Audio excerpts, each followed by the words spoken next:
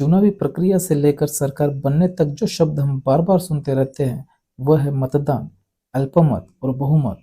और इन शब्दों में मत शब्द प्रमुख है।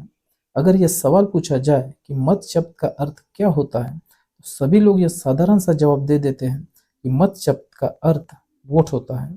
ऐसा साधारण सा जवाब देने के पीछे का मुख्य कारण यह है कि मत इस शब्द की गंभीरता साधारण लोग तो दूर की बात है, खुद को बुद्धिमान कहने वाले लोगों को भी आज तक समझ ही नहीं आई है। अगर मत इस शब्द की गंभीरता को समझना है तो पहले ये उदाहरण ठीक से समझना होगा। पहला, कांग्रेस ने लोगों को समझाया कि हमें अंग्रेजों की गुलामी से आज़ादी हासिल करनी है। लोगों को यह विचार अच्छा लगा, इसलिए लोगों ने अंग्रेजों के खिलाफ आंदोलन किए, जन आंदोलन किए, जिसकी वजह से देश में कांग्रेस की सत्ता आई।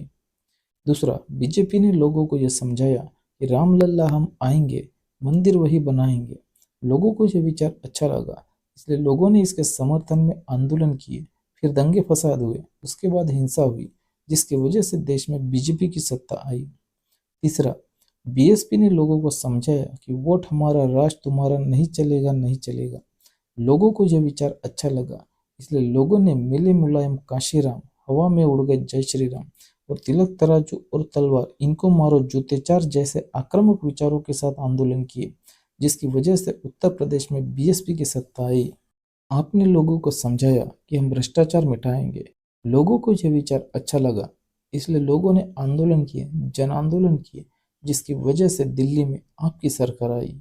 इन सभी उदाहरणों से यह बात सिद्ध हो जाती है कि लोकतंत्र में विचार राज करते हैं और जिनके विचारों का बहुमत होता है वही पार्टी सत्ता में आती है। इस बात को और ठीक से समझना है तो इस उदाहरण से समझ सकते हैं। देश में ओबीसी की संख्या सबसे ज्यादा है, कुल जनसंख्या में 52% है। ओबीसी लोगों की संख्या ज्यादा होने के बावजूद भी वह सत्ता से वंचित है, क्योंकि ओबीसी संख्या से तो बहुसंख्यक है मगर विचारों से बहुसंख्यक नहीं है। विचारों से बहुसंख्यक न होने की वजह से ही ओबीसी केंद्रीय सत्ता से आज भी वंचित ही है।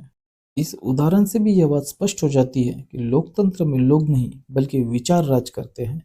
इसलिए ही चुनाव में जो हम वोट डालते हैं वो सिर्फ कागज का टुकड़ा या ईवीएम के बटन नहीं, बल्कि हमारा अपना विचार यानी ही मत होता है, क्योंकि जैसा हमारा विचार होगा वैसा ही हम मत डालेंगे।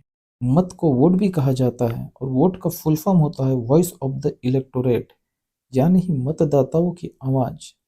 आवाज क्या होता है?